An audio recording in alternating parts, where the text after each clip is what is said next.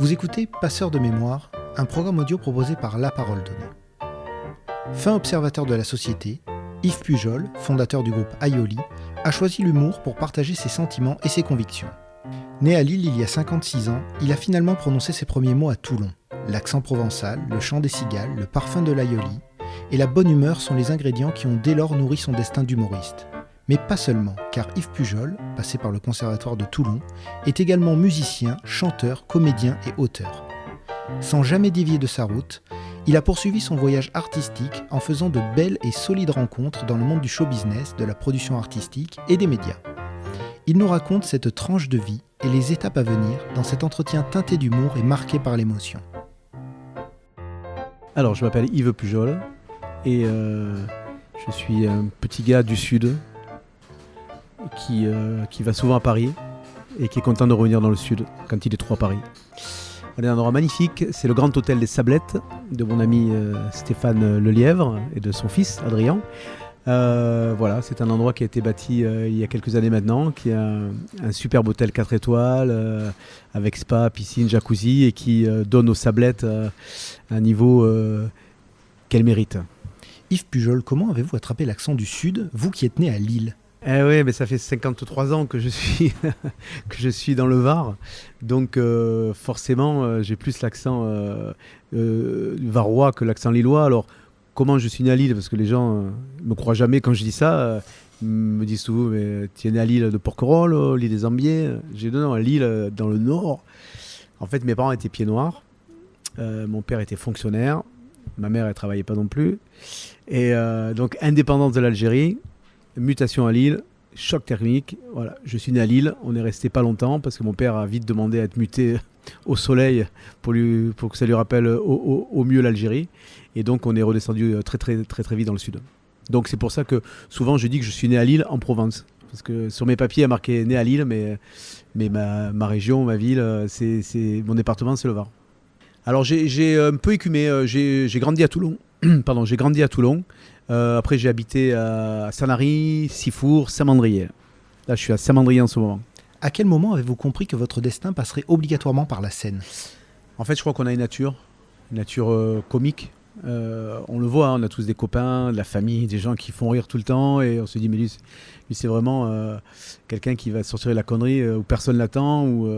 Bon, moi, ça a été ça, mais je pense depuis très jeune, depuis l'école, quoi, parce que comme beaucoup de mes camarades, c'est moi qui faisais rire la classe, j'imitais les profs, c'est moi qui me faisais sortir de la classe par les profs, parce que bon, je foutais un petit peu le souk dans la classe. Donc voilà, dans cette nature comique-là, de détourner les choses, de caricaturer, de parodier, je l'ai eu très tôt, avec des gens qui m'ont inspiré, hein, comme Thierry Leluron, comme Patrick Sébastien, beaucoup de gens comme ça, quoi.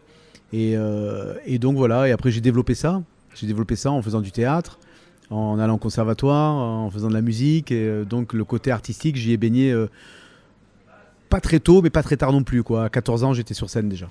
On vous connaît chanteur pour le groupe Aioli, mais aussi comédien au cinéma, au théâtre, en troupe et en solo. Que vous apporte cette diversité ? Non, moi je pense que c'est le même métier en fait. C'est le même métier, c'est une grosse commode où il y a plein de tiroirs. Et on a un tiroir de chant si on sait chanter ou si on a envie de chanter. Il y a un tiroir de théâtre si on aime le théâtre, si on a envie de faire du théâtre. Il y a un tiroir seul en scène si on se sent et si on a envie de faire du seul en scène. Il peut y avoir un tiroir cinéma, un tiroir télévision. Je pense que donner du plaisir et de l'émotion devant des gens et devant des projecteurs, c'est le même métier. Voilà, qu'on chante, qu'on soit seul, qu'on soit à plusieurs.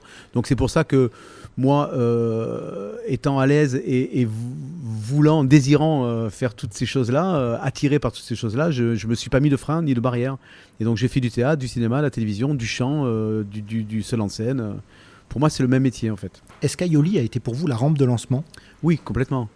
Complètement, parce que moi, avant Aioli, en fait, je faisais de la musique d'un côté, qui était de la musique plus ou moins sérieuse, je dirais, et du théâtre à côté, avec le conservatoire, où j'avais là déjà des rôles de comique, puisque quand je faisais des rôles tragiques, tout le monde rigolait quand même, donc je me dis, bon, tant qu'à faire, faisons les rôles comiques. Et donc, Aioli a été la fusion de la musique et de l'humour. Voilà, parce qu'en fait, moi, j'ai commencé par faire du bal. Donc quand on est chanteur de bal, c'est assez difficile au bout d'un moment parce qu'on joue 4-5 heures d'affilée. On ne choisit pas son répertoire, on ne choisit pas les gens avec qui on va jouer. Donc des fois on croit que la musique tout est rose, mais non, on peut se retrouver avec des gens sur scène avec lesquels on ne s'entend pas du tout, qui sont des vrais cons, qui n'ont pas du tout les mêmes vues que vous. Donc, mais comme c'est un métier, on est obligé de le faire. Donc à un moment donné, j'en ai eu marre du bal et de ces contraintes-là. Et je me suis dit, je vais monter un groupe où moi, je vais choisir avec qui je travaille, avec qui je joue, quels morceaux j'ai chanté, comment on va les faire. Si on veut s'arrêter entre 2 morceaux pour faire des conneries, on va le faire. Et c'est ce qui s'est passé. J'ai monté un groupe de piano bar. En fait, on faisait que des reprises.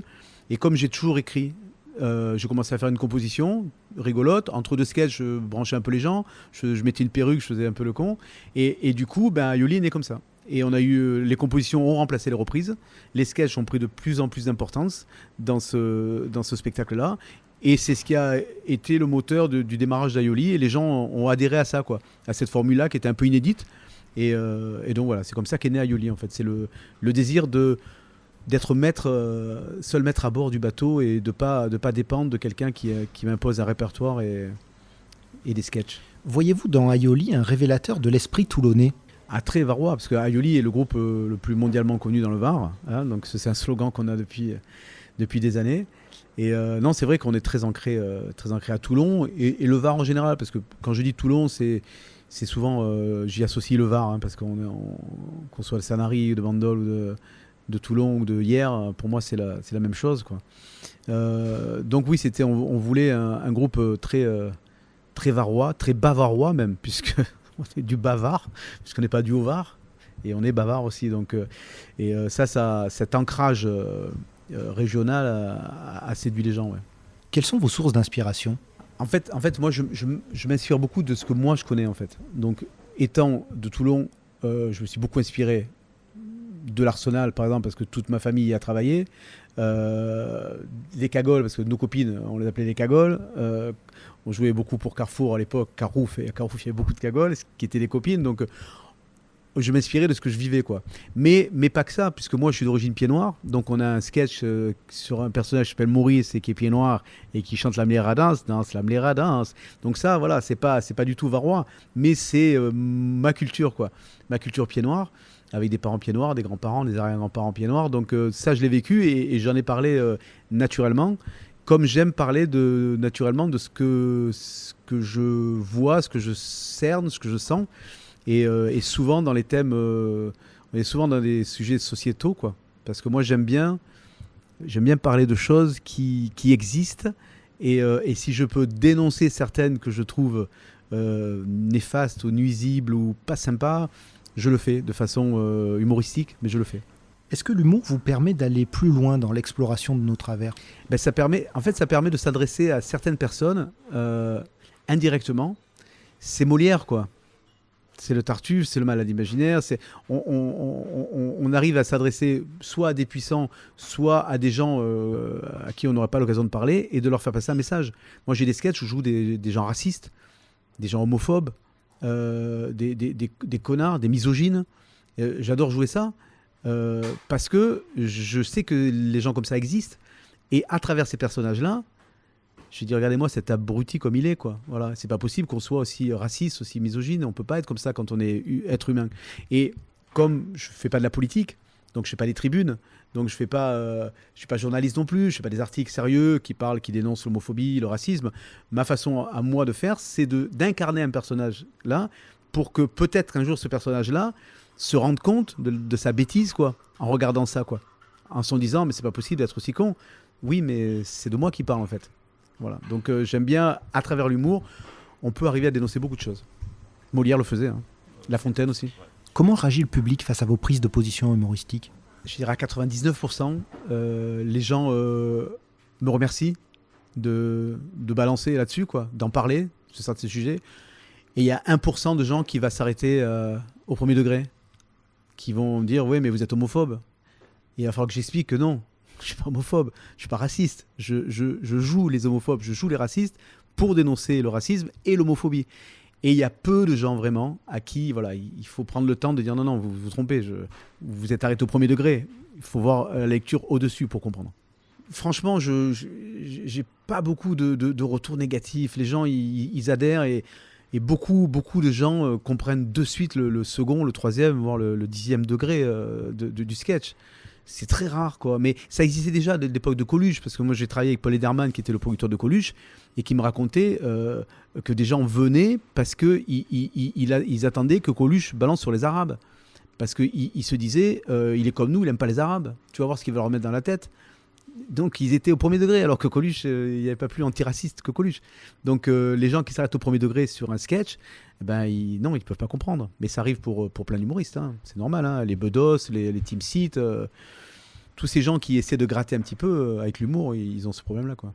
Je pense que ce qui a fait du mal, c'est les réseaux sociaux, en fait. Ça a de très bons côtés et c'est l'évolution, la progression qui est la nôtre, il faut l'accepter, mais je pense qu'il y a de très très mauvais côtés par rapport à ça. C'est-à-dire qu'avant, on pouvait avoir, comme je vous disais, quelqu'un qui va dire oui, mais il a dit un truc sur l'Arsenal, moi j'ai travaillé à l'Arsenal, c'est pas sympa, voilà. Ça s'arrêtait là, quoi. Maintenant, cette personne-là va aller sur les réseaux sociaux et on va d'un coup avoir 3000 personnes qui vont dire oui, il a raison, alors que ça les a fait forcément pas forcément toucher, quoi. Mais du coup, ça rallie autour d'idées qui sont pas des bonnes idées, ça rallie des gens qui se mettent à exister grâce à ça, quoi. Parce que d'un coup, grâce aux réseaux sociaux, on a une voix qui porte, on est entendu, on nous répond. Voilà, c'est un cliché de dire ça, mais c'est vraiment le café du commerce. Avant, il y avait deux abrutis racistes qui tapaient sur les Arabes, et ben ça s'arrêtait là parce qu'on buvait le café, on entendait ça, on partait les abrutis. Maintenant, ces deux-là, c'est comme si ils enjoignaient deux autres, qui enjoignent deux autres, et ils se retrouvent à des milliers. Et ils se confortent dans leur théorie, du complot par exemple, ou autre, et on s'en sort pas, quoi. Et du coup, des fois, un simple sketch ou une simple idée comique, ça devient des tonnes et des tonnes de mails ou de lignes sur Facebook, quoi. Est-il plus difficile d'embrasser une carrière artistique au niveau national lorsqu'on a un accent plutôt prononcé ? Moi, je m'en rends pas trop compte parce que depuis que je vis beaucoup à Paris, tout ça. Alors quand je vais à Paris, dès que je parle à quelqu'un, on me dit vous êtes du sud, vous. Alors je dis oui. Et quand je redescends ici, on me dit ton accent, tu l'as perdu ou quoi? Parce que c'est vrai que en tant que comédien, je sais pas, j'ai un naturel assez caméléon, donc si je reste 10 jours avec des gens qui ont un accent qui parlent comme ça, je vais avoir tendance à aller comme quand je vais en Corse, où j'ai tendance à prendre un petit peu la sonorité des accents. Donc quand je suis à Paris, où je côtoie moins de gens qui ont l'accent du Sud, du coup il se lisse un petit peu, quoi. Il est toujours là, donc pour les Parisiens, ils sentent que je suis du Sud, mais quand je redescends le lendemain ou le surlendemain à Toulon, on me dit ton accent, tu as perdu ton accent? Je dis non, il y a mon accent. Donc je pense que moi, je fais pas attention. J'ai jamais fait attention. Et franchement, je pense que pour notre métier, c'est pas un frein. Alors peut-être dans le cinéma, certains ont eu des rôles qui leur sont passés sous le nez parce que peut-être que pour jouer quelqu'un qui est flic à Paris, il voulait pas un mec qui parle comme ça. Mais bon, quand on voit Rému, Fernandel, des gens comme Bosso, même qui ont fait des belles carrières au cinéma, je pense que l'accent parle à tout le monde parce que le monde entier vient chez nous. Donc voilà. Alors peut-être que ça a été un frein à l'époque, je sais pas, à l'époque des Gabins et tout ça, peut-être que pour jouer Gabin, il fallait avoir un accent de Titi parisien et pas un accent. Rému n'a pas fait Gabin, mais Gabin n'a pas fait Rému non plus, quoi. Dans quelles circonstances avez-vous rencontré le dessinateur Georges Wolinski ? Alors Wolinski, on était produit donc avec Aioli. On a fait une belle rencontre. On a été produit par Claude Martinez et Paul Ederman. Et donc Aioli est un mélange de chansons et de sketchs. Et on a voulu ouvrir pour les sketchs un petit peu à d'autres auteurs. Et Paul Ederman m'a proposé de m'amener Wolinski un soir où on était en concert à Paris avec Aioli. Donc Aioli jouait à la Boule Noire. Wolinski est venu et à la fin du spectacle, moi qui avais déjà des sketchs dans le spectacle sur les hommes et les femmes, il m'a dit écoutez, j'ai beaucoup aimé vos sketchs sur les rapports hommes-femmes et moi-même j'en écris, je ne sais pas si vous savez. J'ai dit oui, je sais. Et il m'a dit mais ça me plairait bien de vous montrer quelques textes, si vous voulez, bien sûr, je ne veux pas. J'ai dit mais écoutez, mais moi je serais ravi, hein, franchement. Ouais. Et puis il est parti et je me suis dit bon, voilà, il était avec Paul Ederman, il a senti de dire ça parce que c'était poli et puis il va jamais rappeler, quoi. Voilà, c'est comme ça, c'est un peu dans ce métier-là, il y a beaucoup beaucoup de gens qui disent beaucoup de choses et peu qui en font, quoi. Mais ça arrive quand même. Et c'est ce qui s'est passé. 3 jours après, Georges m'a appelé, il m'a dit, écoutez, vous êtes toujours OK pour qu'on se voit? J'ai dit, ben oui, oui. Et je suis allé chez lui la première fois, je m'en souviens comme si c'était hier. Et il m'a sorti plein de textes. Parce que il faut noter que Georges n'a jamais fait de sketch à part pour moi. Il serait vivant, il l'aurait peut-être fait pour d'autres, hein, mais en fait, il n'a jamais eu l'occasion de faire des sketchs. Il a fait bien sûr des dessins de presse, des BD, des scénarios de films, il a fait plein de choses. Mais des sketchs, il n'a jamais eu l'occasion. Et donc, quand il m'a montré ses textes, le premier texte, c'était un texte qui s'appelait J'adore ma femme, qui a été mon premier sketch. Et c'était un grand texte, mais où il y avait déjà tout dedans, mais qui n'était pas sous forme de sketch, en fait. C'était un texte à lire, pas un texte à parler. Et donc, je dis, mais c'est super, il y a plein de bonnes idées. Il m'a dit, bah, si vous voulez, on travaille. Bah, je dis, bien sûr. Et on a travaillé. On a fait ce premier sketch-là, qui en a amené sur un deuxième, un troisième, un quatrième, jusqu'au jour où on en a fait un spectacle. Et voilà, c'était une super rencontre parce qu'il venait régulièrement. Je jouais au Don Camillo beaucoup à l'époque. Et il habitait à côté de Don Camillo. Il habitait rue Bonaparte, à Saint-Germain. Et il venait souvent. Et il était vraiment ravi parce que, en fait, c'était les seules fois où il entendait les gens rire à ses sketchs. Parce qu'il avait l'habitude d'écrire des dessins, de dessiner, et de se dire, les gens, quand ils vont lire Harakiri ou Charlie Hebdo ou tous les autres journaux, ils vont rire, en fait, à mes dessins. Mais là, il les entendait. Il bougeait pas. Il entendait ces phrases, et les gens qui éclataient de rire. Et je me rappelle, il m'a dit, mais c'est incroyable ce sentiment-là. Et donc voilà, c'était un monsieur très, très gentil, avec un talent fou, une humilité remarquable. C'est une grande perte, ouais, grande perte. Comment avez-vous reçu l'annonce de son assassinat par des terroristes lors de l'attentat de Charlie Hebdo? Bah, je m'en souviendrai toujours, j'étais en studio d'ailleurs pour Aioli à Salerne. Et maintenant avec les annonces qu'on a sur les notifications qu'on a sur les portables, j'ai vu... parce que Georges m'avait parlé qu'ils avaient été... Charlie Hebdo avait été brûlé, il y avait tentative d'attentat, il m'a dit on est sous surveillance policière, tu te rends compte, c'est pénible, ils sont fous ces gens-là. Mais bon, pas plus que ça, quoi. Il avait peur que Charlie Hebdo soit encore victime d'un attentat, mais la nuit, que ça brûle. Il parlait jamais il aurait jamais imaginé que ça peut être une atteinte à la personne, quoi. Et en fait, quand j'ai entendu ça pour la première fois, donc j'étais au studio et j'ai vite appelé parce que Georges avait 80 ans déjà et souvent il n'allait pas en rédaction à la réunion de rédaction et il faisait les dessins chez lui, il les envoyait, il y a un coursier qui venait, voilà, parce que 80 ans, des fois le matin il n'y allait pas. Et donc quand j'ai appris ça, j'ai vite appelé Georges, j'ai dit Georges, j'espère que tu es chez toi et je sais pas si tu es au courant, tu dois être au courant toi aussi par un truc, il y a un problème à Charlie Hebdo et j'ai pas de réponse. Et au fur et à mesure dans la matinée, on a appris qu'il y était, quoi. Ouais, donc sur son portable, il doit toujours avoir un message. Voilà. Donc c'était une lourde peine et vraiment quelqu'un de bien en plus. C'est quelqu'un de gentil, pas de violence. C'est quelqu'un qui était même un peu timoré, quoi. Le côté physique, c'était pas son truc. Alors, j'imagine la terreur qu'il a dû avoir quand il a eu à avoir des Kalachnikov devant lui. Et d'ailleurs, sa femme disait que elle était persuadée qu'il avait fait une crise cardiaque avant, quoi. Ce que finalement je souhaiterais aussi, ouais.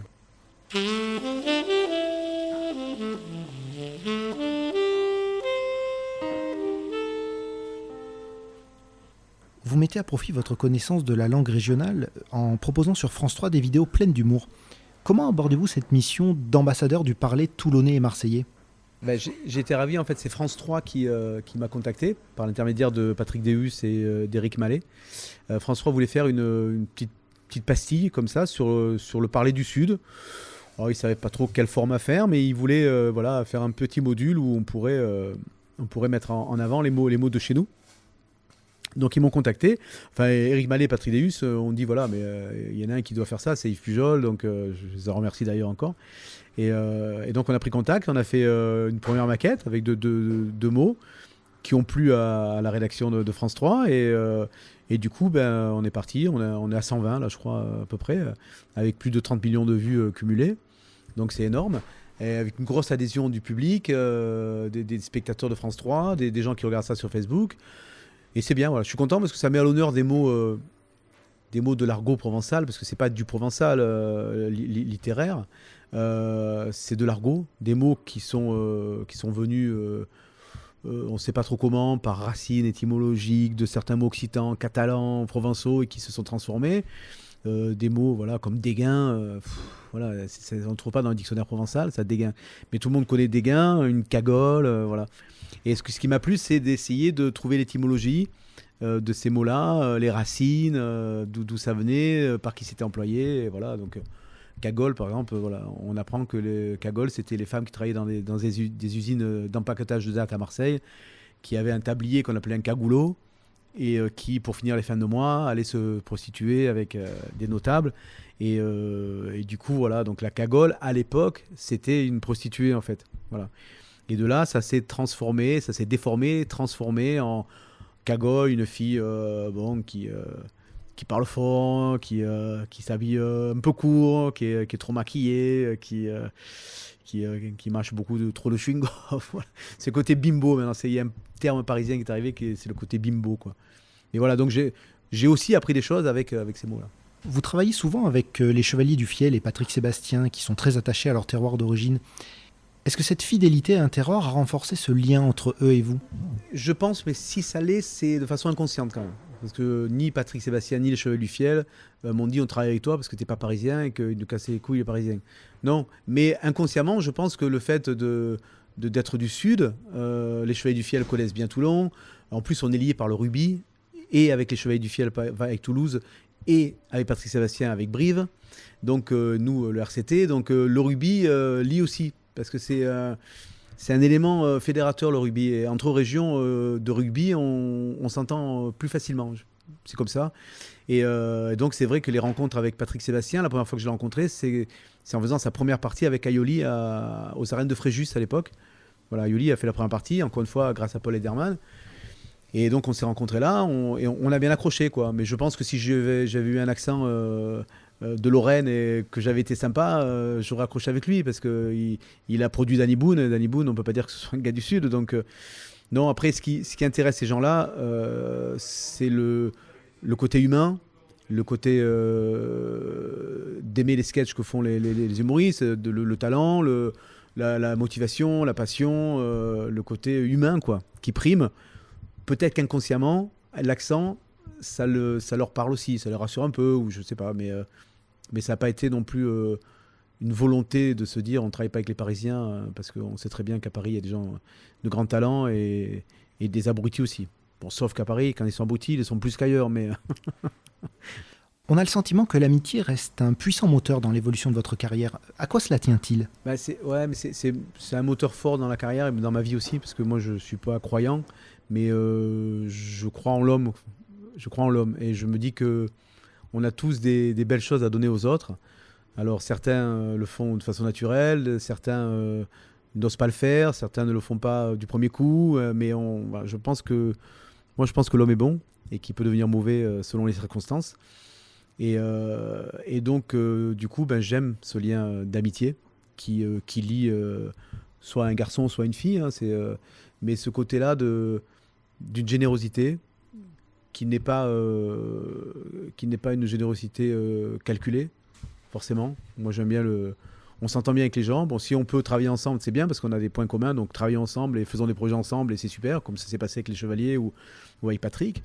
Mais je trouve que c'est l'essentiel. Enfin, je veux dire, on vit dans un monde, on est ensemble. Donc, le plus important, c'est de vivre bien ensemble. Et je connais plein de gens qui sont pas artistes et qui sont des gens bien parce qu'ils ont cette solidarité-là, cet altruisme qui font que c'est eux les vrais héros. Hein. Moi, quand je vois des gens qui passent leur vie dans des associations pour aider les enfants hospitalisés ou qui aident les gens qui sont dans la détresse ou les SDF ou comme fait Stéphane Lelièvre ici au Grand Hôtel ou au Pain Penché qui aide les Restos du Cœur de façon incroyable chaque année. Moi, je suis admiratif de ça et je trouve que l'amitié, l'altruisme, ce devrait être la seule chose importante. Après, le business, l'argent, tout ça vient enrober ça parce que ça nous permet d'accéder à des trucs ou de faire plus ou moins. Mais s'il n'y a pas la base de ça, le business pour le business ne m'intéresse pas. Dans le show business, c'est le côté show qui m'intéresse. Le côté business, pour moi, il est bien placé après. J'aime pas le business show, moi. J'aime bien le show parce qu'on fait du spectacle et on donne. Et ça génère du business parce que c'est notre métier et que voilà, qu'il faut gérer ça. Mais après, le reste, on va tous mourir, quoi. Donc, soit on traverse la vie en étant bien avec les gens et en donnant du bonheur, de ce qu'on peut donner et recevoir de ce qu'on peut recevoir. Et je trouve que c'est bien, quand on s'endort le soir, on dit c'est bien, on a passé une bonne journée, c'était bien. Soit on a aidé les uns, soit on a aidé les autres, soit on a passé des super moments avec des amis, on a bien rigolé, c'était super. Voilà, je pense qu'après le reste, les gens qui n'ont pas ça, j'aimerais pas être à leur place, quoi. Que préparez-vous pour demain ? Le gros projet pour 2022, ce seront les 30 ans du groupe Aioli que nous allons fêter au Zénith le 18 novembre 2022. Donc ça, c'est un gros challenge parce que c'est vraiment une grande salle. C'est un challenge au niveau du remplissage, parce qu'il ne faut pas qu'on ait 30 personnes, sinon ça ne va pas le faire. C'est un gros challenge financier aussi, parce que ça coûte de faire un Zénith. Mais on voulait marquer vraiment les 30 ans, parce que ça fait 30 ans qu'Aioli a commencé. Ça fait 30 ans qu'on écume les scènes du Var. On a fait je ne sais pas combien de concerts. Je n'ose même pas compter, parce qu'à une époque, on en faisait plus de 300 par an. Donc voilà, et je me suis rendu compte que beaucoup de gens ici avaient un bout d'histoire avec Aioli, un bout d'histoire. Soit eux quand ils étaient jeunes, soit qu'on les a amenés quand ils étaient enfants, soit eux qui amènent leurs enfants maintenant, soit des gens qui ont travaillé à l'Arsenal, soit des gens qui venaient nous suivre quand on était au 113, au Cactus, au Pub Melba, un petit peu partout dans cet endroit qu'on a écumé 1, 2, 3 fois par semaine pendant des années. Donc je me suis rendu compte que les gens étaient contents de ces 30 ans-là, et de se dire mais c'est génial, quoi. Mais Aioli, moi, j'ai passé tellement de bons moments où ça me rappelle quand mes parents m'amenaient. C'est rigolo parce que j'ai des gens maintenant d'une 25-30 ans qui viennent avec leurs enfants qui ont 5-6 ans et qui me disent moi, à mon époque, c'est mes parents qui m'amenaient. Et je vous ai connu, j'avais 6 ans. Et là, c'est mon fils qui vous découvre et je suis ravi de ça, quoi. Et donc voilà, ça me fait vraiment plaisir, quoi. Est-ce que le groupe Aioli a beaucoup évolué en 30 ans ? Pas tant que ça, hein. Sur 30 ans, je pense qu'on est à la 3e équipe à peu près. Mais ce qui est normal, parce que moi, Aioli c'était toujours ouvert pour entrer. J'ai toujours dit que c'était ouvert pour sortir. C'est pas une prison, c'est juste un lieu où on partage des choses et des envies communes. Parce qu'encore une fois, c'est un espace de liberté. Et tous les musiciens qui font ce métier dans la région-là, à un moment donné, on se retrouve prisonnier de certaines choses, quoi, d'être obligé de faire ça parce qu'on est obligé pour gagner sa vie. Et c'est vrai que dans Aioli, les musiciens qui sont passés ont trouvé une liberté. Déjà d'écriture, parce qu'on écrit un peu ce qu'on veut. Si on n'a pas envie de jouer dans un endroit, on n'y va pas. Si on n'a pas envie de jouer avec un tel, on choisit avec qui on est. Donc c'est assez gratifiant pour ça. Et donc voilà, donc les musiciens sont entrés, sont sortis comme ils le souhaitaient. Et ce qu'il y a de bien avec Aioli, c'est que on a toujours eu de très très bons musiciens. C'est le principe d'Aioli. Moi, je voulais pas qu'on fasse un comique devant avec des musiciens qui font punchak derrière juste pour accompagner l'humoriste. Non, moi je voulais que ce soit fondu, que moi je me fonde à eux au niveau musical le mieux que je pouvais faire et que eux au niveau musical ils fassent au niveau comédie le mieux qu'ils pouvaient faire. Et sachant que eux, je les ai tous les musiciens viennent de groupes de jazz, de funk et c'est la crème de la crème du Var, quoi. Donc c'est toujours des gens qui jouent très très bien. Qui ont joué un petit peu avec tout le monde, donc ils ont une expérience folle. Et non, c'est vraiment un grand plaisir. Souvent, les gens me disent mais c'est super, c'est drôle, mais en plus, quand ça joue derrière, c'est magnifique, quoi. Et ça, c'est une grande fierté. Ouais. Est-ce qu'on découvrira de nouvelles chansons ? On est au 5e album. D'ailleurs, le 5e s'appelle numéro 5, puisque c'est le 5e.